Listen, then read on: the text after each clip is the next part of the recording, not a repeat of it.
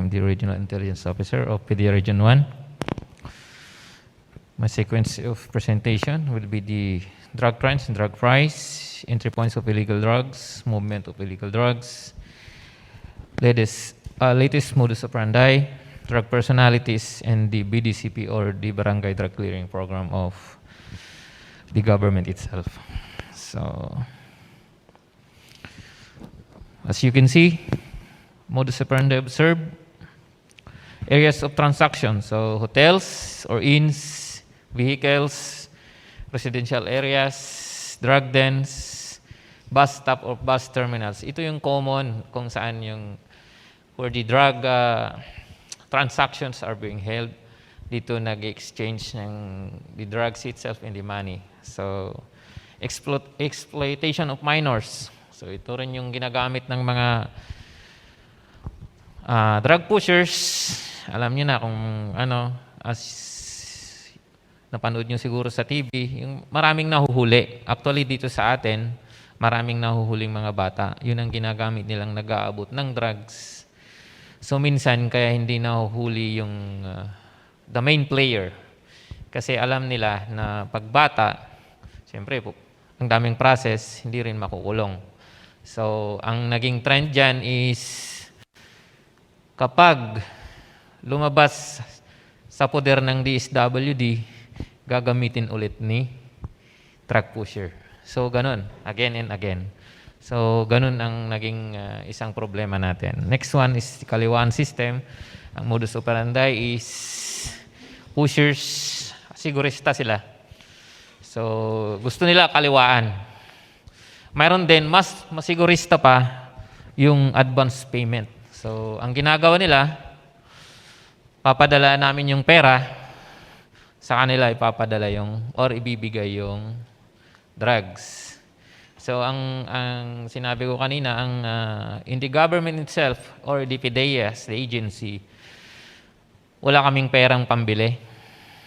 So, makikita nyo mamaya kung magkano ang kaya mahirap humuli. Yun ang isang burden sa amin as law enforcement, as law enforcers, na sa drugs, mahal kasi yung drugs eh. So, kung anong kaya naming bilhin, yun ang kaya nilang ibigay. But regardless, in Section 5 of RA 9165, kahit 0.0001 yan, kung nagbenta ka, liable ka. It was life imprisonment. So, use of food services. So, nakita nyo sa recent natin, the pandemic, ginagawa nila yung food services para makapag-travel, makapag-transport ng illegal drugs. Siguro kung familiar kayo, maraming nababalita, di ba? Yung lugaw, lahat-lahat. Yung, anong tawag doon? Tinapay, nilalagay sa loob. Gagawin nilang paraan para may transport nila yung illegal drugs. Next is use of the drugs. One example is this is sa malls, di ba? Pagpapasok ka, yung baggage counter. So, halimbawa ako yung pusher, ilalagay ko dun yung drugs. Yung bibili, ilalagay na rin sa baggage counter. So, exchange sila ng claim stub. Yun na yun. Ganun ang mga gawain ng pushers, drug traffickers.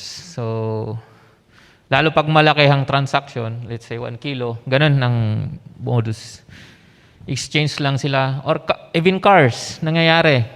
Palitan sila ng keys ng cars. Kukunin na nung bibili nung key. Bigay din yung key. So, sa kanila na, nag-exchange na sila ng key. So, ganun. Andun na yung staff, andun na rin yung pera sa kabilang sakyan. So, mga ganun ang dead drops. We call it dead drops. So, drug of choice, first one is the meth or the shabu. So, ito, nationwide, the use of methamphetamine hydrochloride is very rampant. So, as you can see, in the drug price, per gram yan. So, if you can quantify how much is a gram. So, sa Pangasinan, medyo mura eh. 5 to 6. Sa La Union, 6,000. And then, Sur at Norte, ranging 6 to 10. So, that's meth. Secondly is the marijuana. So, siguro familiar naman kayo rito. Per gram nils, 120, ranging 120 to 200. So, as you can see. So, ano sa tingin nyo, ma'am, sirs? Mahal ba yung shabu? Umura. Di ba? Mahal. So, mahal na yan. 5,000 isang gramo. So, siguro, konti lang. Next, the entry points of illegal drugs. Dito, mayroon tayong coastline, seaports, airport. So, dito pumapasok yung mga drugs. Last year or the recent years, na ano yung siguro sa news, yung mga nakukuha ng mga fishermen sa mga block ng cocaine. Ganun yung modus nila. Pero cocaine, shabu, ganun. Kasi dito sa we have a vast shoreline from Pangasinan papuntang norte. So ang lawak niyan. So alam natin, meron pumapasok diyan. Seaports, airports. So Lawag last year, mayroong direct flight to China. So possible the entry. So next one, movement of illegal drugs, the trafficking route of shabu. So from NCR 4A and Region 3, doon ang gagaling ang meth. So travels, lalo ngayon yung cargo, hindi natin alam. Ang late kasi ng shabu, pwede lang isiksik. But with visual lang, mahirap i-detect. So with the use of canine dogs, yun, nadi-detect natin. So kaya mayroon kaming canines na umiikot sa mga bus terminals. So that's meth. Sa marijuana naman, we call it tri-boundaries as the source. The tri-boundaries of Benguet, Ilocos Sur, in La Union. So doon sa Bulubundukin, doon nanggagaling. Maraming plantation sites. This past years, doon talaga. Pero ngayon, medyo malimit na yung plantation na doon sa tri-boundaries. And the most recent as known sa Kalinga. So ito yung pinaka na source ng marijuana. The marijuana oil doon din. So prina-process na nila doon. Mayroon kaming reports na some hindi ko alam, hindi pa namin na-validate na kaya nainganyo yung iba is they process the plants. They process it na magkaroon ng oil, and then some companies related to your field kumukuha ng mga oil kasi 'di ba? Pwedeng gamiting gamot. Pero hindi pa na-validate. Hindi natin alam kung totoo hindi. So, yun. Modus operandi. Sabi ko nga kanina, use of delivery services to transport illegal drugs, use of the drops, and online transactions through Messenger. So, sa Messenger, ang dami. Doon nagkakaroon ng exchange ng transactions through online. So, marami doon. So, doon naman tayo sa drug personalities. We have a total of 43,975 to be exact drug personalities in Region 1, and about 37,690 of that is user. So, can you imagine Region 1 using first and foremost the shabu, Sa 43,000 na yan, ang gumagamit is 37,690 to be exact. So, ilang kilo kaya sa isang week? Kaya alam nyo, ma'ams and sirs, kaya gustong-gusto ang Pilipinas na pupuntahan ng Shabu, ng other, meron kasing sinasabi sa amin na anong tawag doon? From other countries na inismuggle sa atin. So, kaya gustong-gusto nila. Kasi, tingnan nyo, Region 1 alone, 43,000 drug personalities. Can you imagine that? So, sa amin, may target list na tinatawag sa amin. So, yan yung, paano. When we say target list, priority. Sana wala sa inyo dito. Priority targets namin yan. So, watch list, may involvement sa drugs. Wanted list, mayroong warrant of arrest in relation to 9165 or the comprehensive or the drug law. So, sa suspense files, sinasabi namin suspense files, andun na yung nag-surrender, nagkaroon ng rehabilitation, arrest, or namatay. So, andyan na. So, 35,000. So, ang active, sinasabi namin active, yung target, watch list, saka wanted. So, next is Barangay Drug Clearing Program of the government itself. Hindi ko alam kung narinig nyo na nasa barangay nyo. As our DG says, sa barangay lalanding ang droga.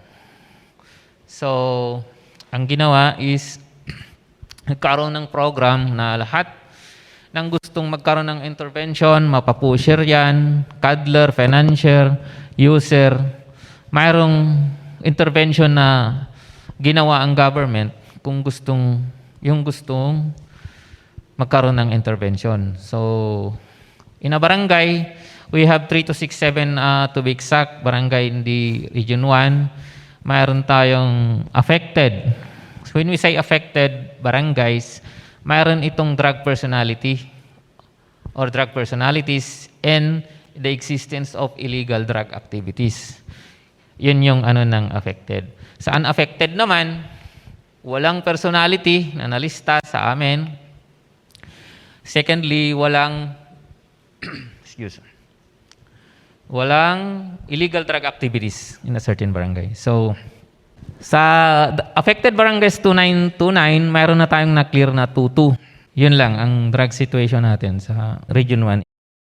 Na-lecture kanina ni Agent Job yung drug situation sa Region 1. So, isa ito sa mga measures na ini-implement ng government para ma-deter natin yung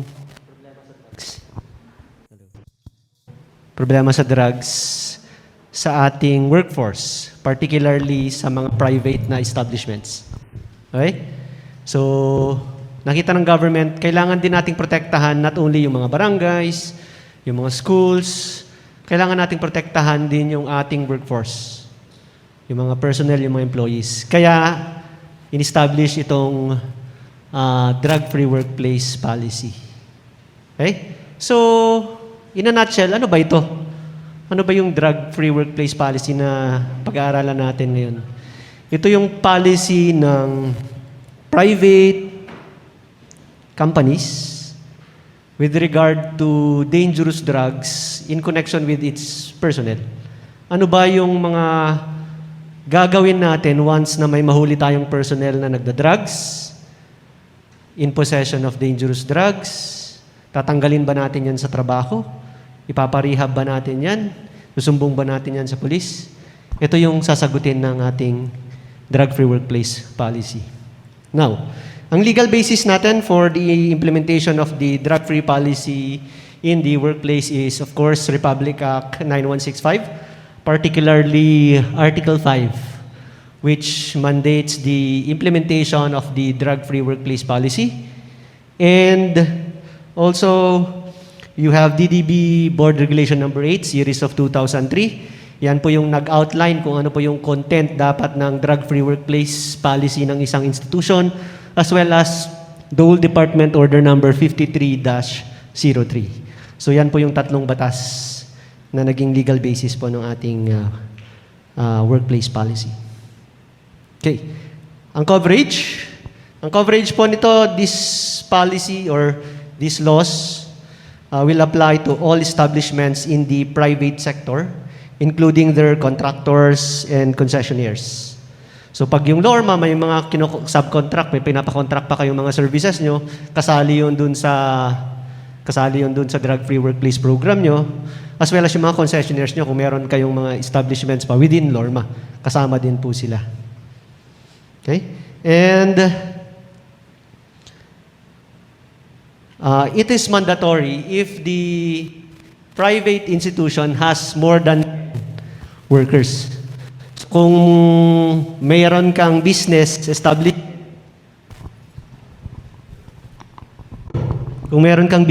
tapos you have more than 10 employees, mandatory na po na meron kang drug-free workplace policy. Now, if you have less than 10, hindi siya mandatory, pero it is recommended na at least magkaroon ka ng drug-free workplace policy mo. Bakit? It is a protection para sa company, at the same time, protection din ng mga employees mo. Okay, now, who prepares the policy? So according to our law, the workplace policy is also prepared by the management. Tapos together with the labor representatives. Or kung meron kayong union, meron ba kayong organization dito? LORMA Employees Association, ganun, wala? Kung meron, sila yung dapat na mag-craft ng drug-free workplace policy ninyo. Hindi kasi pwedeng ang mag-impose lang is yung management. Mas maganda kung merong participation yung employees or yung grupo ng employees para at least balance yung policy, hindi lang siya pro-management, it is also pro-personnel. Okay? So, pag yung organization nyo, yung place of work nyo, meron na kayong union, ini-incorporate na nila yung drug-free workplace policy sa collective bargaining agreements ninyo. Okay? So, ganun kasi mag-work yung union eh. So, pag nag-organize yung mga empleyado, gagawa sila ng collective bargaining agreements, i-represent nila yon sa management, tapos pag-uusapan ng dalawa, tapos i-approve nila. Ano ba yung CBA na to? Dito nilalagay yung mga benefits, basta with regard to sa mga trabaho ninyo, to make sure na hindi na-abuse yung empleyado. So, ganun yung nangyayari dyan. Now, more often than not, pag meron na kayong union at meron na kayong CBA with the management, ini-incorporate na nila kaagad yung drug-free workplace policy. Okay. Now, kung wala pa, pwede naman kayong mag-seek ng help to the DOLE or yung tripartite task force na sinasabi natin. Pero for LORMA, I was already informed na meron na pala kayong drug-free workplace policy. Are you aware of it? Aware ba kayo? Hindi. Nandun daw sa manual ninyo. Sabi ni ma'am. So, nung tinanggap mo yung manual ninyo, implied na pinag-aralan mo dapat yung drug-free workplace policy nyo. Kasi just in case later on, magkaroon ng random drug test, nag-positive ka, ikaw na empleyado, alam mo yung rights mo. Automatic ba ito terminate yung employment ko? Tatanggalin ako as nurse, as aide?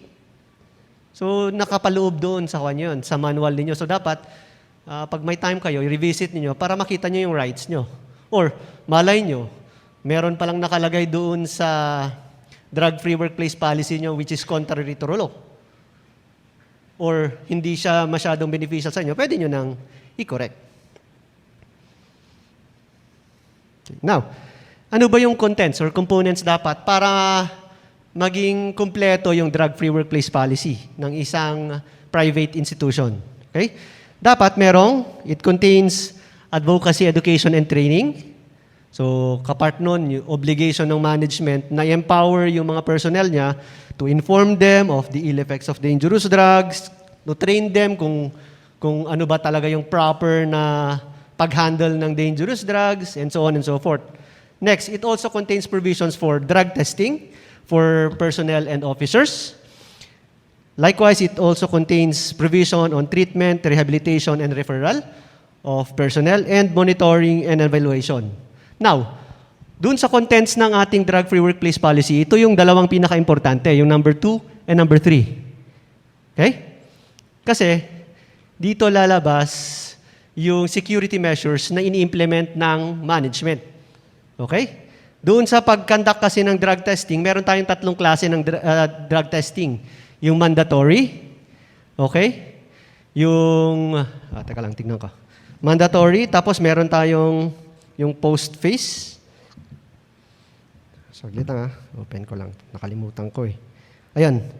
Meron tayong random, yung first. Second is for-cause testing. At saka yung last is yung post-accident testing.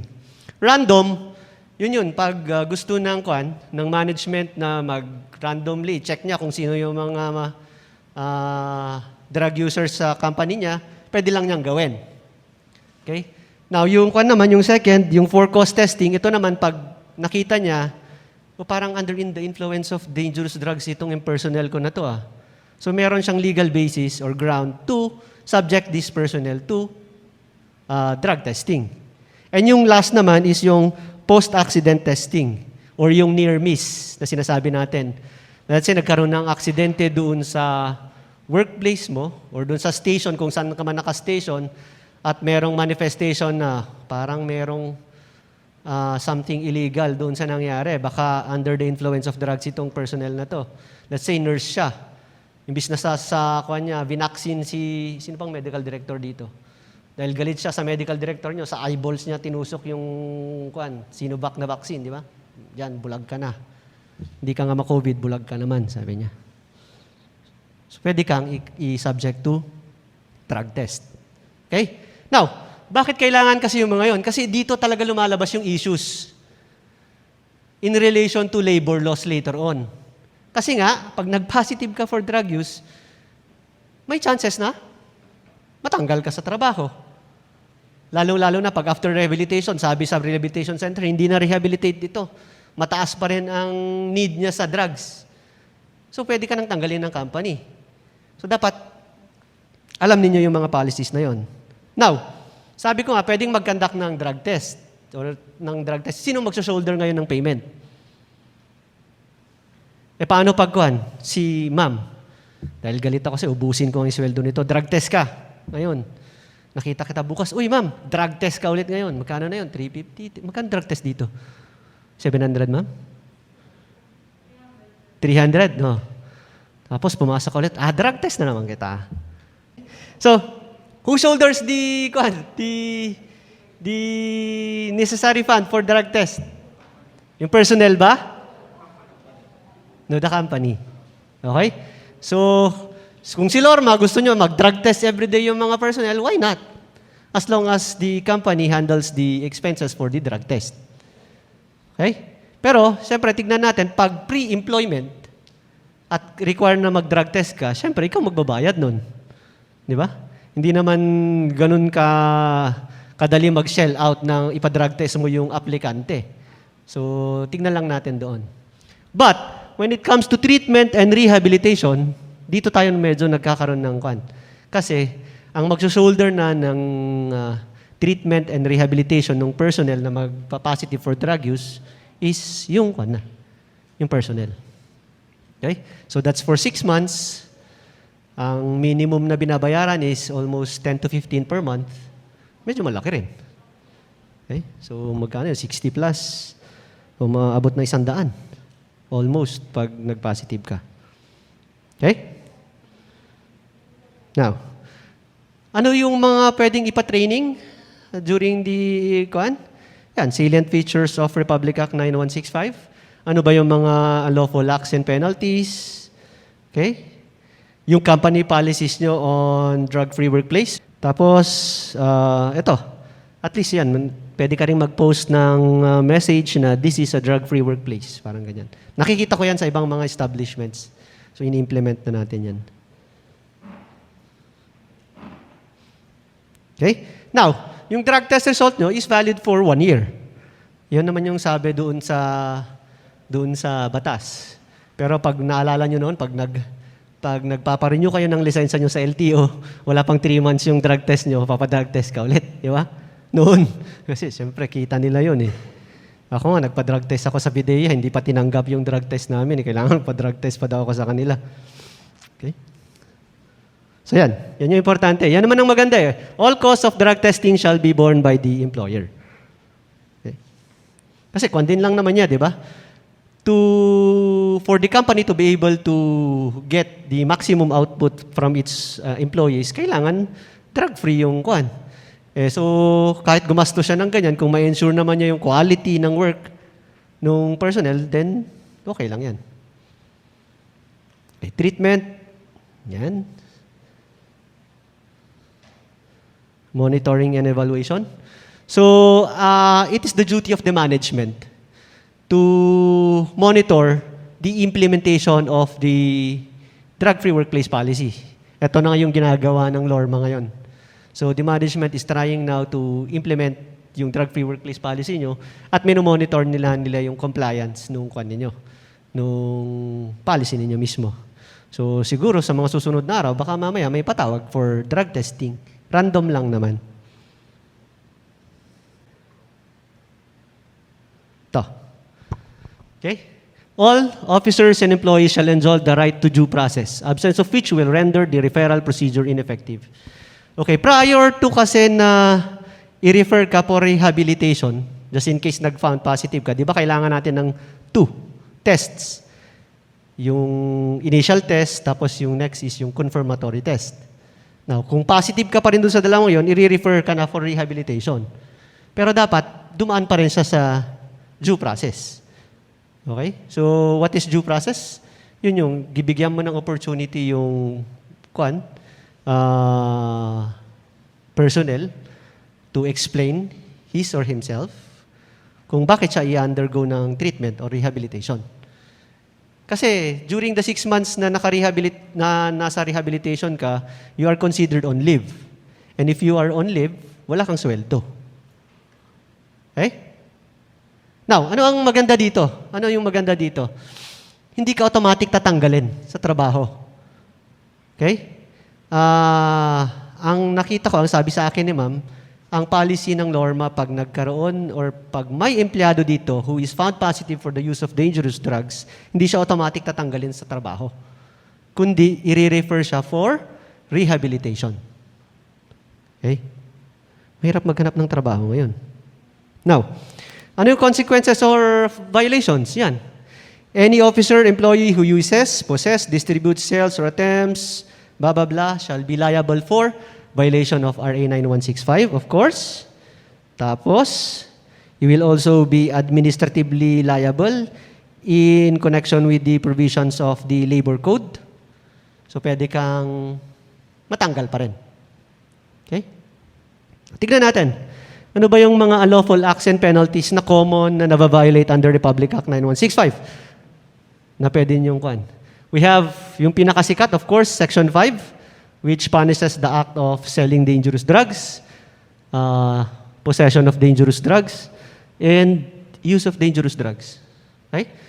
Punta tayo sa Section 15. The penalty for the first offense is rehabilitation for 6 months. Yun, dun papasok yung inyong policy. Yung drug-free workplace policy nyo. Pero, pag nahuli ka ulit, for drug use, second time around, i-rehab ka pa ba? Hindi na. Kakasuhan ka ng drug use. At ang penalty is 6 years and 1 day to 12 years, plus a fine ranging from 50,000 pesos to 200,000 pesos. Bayad ka pa. Okay? That's Section 15. Now, let's go to Section 5. Dito, pwedeng makakumit ng crime kasama kayo na nasa health, workforce. Bakit? Kasi under Section 5, hindi lang naman yung pagbenta ng drugs ang napipenalize. Ang pinapenalize din nila yung pag-trade, administer, dispense ng DD.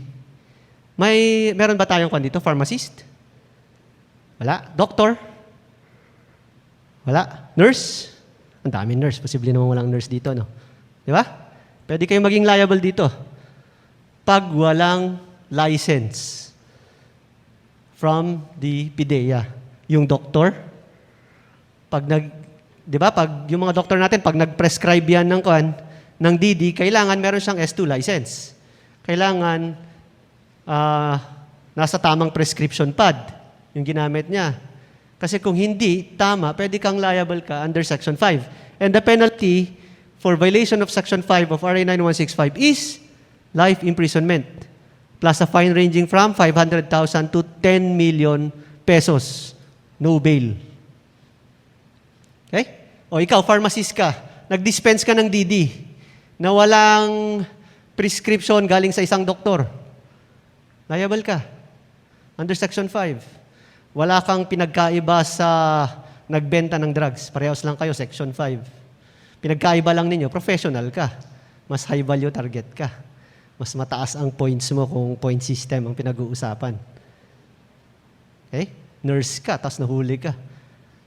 O ganun din sa nurses, pag nag-administer ka ng DD na wala namang authority, okay? Wala nang license si doktor, walang license yung pharmacy nyo, ikaw, in-administer mo pa yung DD, pwede ba? O yung anesthesiologist lang pwede? Pwede ba nurses mag-administer ng DD? Let's say, Nubain, mga ganun. Nubain, hindi kasi ako familiar masyado. Pwede ba, ma'am? Mag-administer? O, pwede kayong maging liable. Okay? Now, under Section 5, ang hindi tinitignan dito, the quantity, quality, or purity of the drug sold. Okay? So, kahit na ang binenta mo is 0.001 na shabu, hinaluan mo ng 0.003 na dinurog na fluorescent bulb, tapos 0.003 na snow beer. Ay, snow beer, yung candy. Yung pinaghalo-halo mo yun, binenta mo yun, same yung penalty. Life imprisonment, no bail. Okay. Now, possession of dangerous drugs, dito naman, tinitignan dito is the quantity of the dangerous drugs that is in the possession of the person arrested. So the higher the drugs, the higher the penalty. The lower the drugs, the lower the penalty. Okay? Now, may mga threshold dito. Kung ilan kilo or ilang grams ang hinahawakan mo para makapag-post ka ng bail. Okay? Alam niyo po yung bail? Piyansa. Para temporarily makalabas ka sa kulungan habang hinihiring yung kaso mo. Yun yun. Okay? So kung lumagpas ka doon sa threshold, non-bailable, kulong ka. Pero pag nandun naman sa threshold or below sa threshold, pwede kang mag-post ng bail. Okay? So makakalabas ka. Okay? Now, let's go to Article 282 of the Labor Code. Okay? These are the just causes para i-terminate ng management ang kontrata ng isang personnel. Okay sa inyo? Now, if you violate any of the provisions, including drug use, which falls siguro dito, other similar causes, or let's say i-complex natin, nakadrugs ka na nga, gumawa ka pa ng serious misconduct, pwede kang matanggal. Okay? So, depende pa rin sa situation, depende dun sa gravity nung nakomit ng personnel para i-warrant yung termination. Okay? Pag gross or willful, siguro, yung ginawa mo na, kahit first offense mo na, pwede ka pa rin tanggalin dito because there is just cause. Pero let's say, wala ka namang ginagawa. Nag-random drug test lang si management. Nagkataon lang na kinagabihan nun, nag-party ka, positive ka. Tatanggal ka pa kaagad? The answer is no. Okay? For the first offense. So, isa-subject ka lang ng counseling ng ng management. Titignan niya kung saan ka niya dadalhin para i-rehabilitate. Tapos after nun, pag na-rehabilitate ka, pag-uusap yung management plus yung nag-rehabilitate sa'yo, dapat pa ba naming tanggapin ito? Magiging productive pa ba itong personal na ito? If the answer is yes, you return to work. Okay? So tignan nyo, these are your rights, employees of Lorma. Now, ang presumption kasi, once na tinanggap nyo na yung inyong manual, na naka-incorporate doon yung drug-free workplace policy nyo, it means na tinanggap na ninyo kung ano yung contents nun. So, kung ipa-drug test kayo ng Lorma ngayon, hindi mo pwedeng, oh, that's a violation of my right. That's violation of the due process clause. Hindi mo na pwedeng ikuan yun kasi that is part of the employment contract na tinanggap ninyo. Okay? That's it. We would like to thank you for participating in this lecture. Nagpapasalamat kami at least, I think this is the first lecture na nakandak namin for a private company. Okay? So we would like to thank Lorma.